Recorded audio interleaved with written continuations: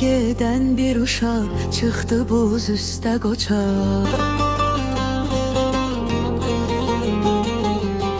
Sürüşdü birdən-birə, düşdü üz üstə yerə. Durdu uşaq neylədi, buza belə söylədi.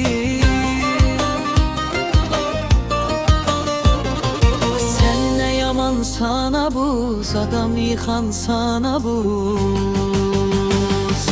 Az kalıp ömrün senin, yaz gelir artar gemin. Yaz kalıp ömrün senin, yaz gelir artar gemin. Eriyip suya dönersen, akıp çaya gidersen. Az kalıp ömrün senin, yaz gelir artar gemin.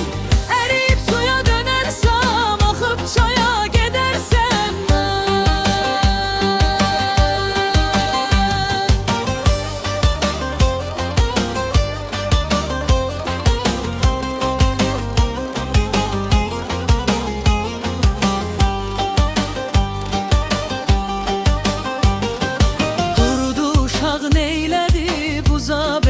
Söyledi. Sen ne yaman sana buz, adam yıkan sana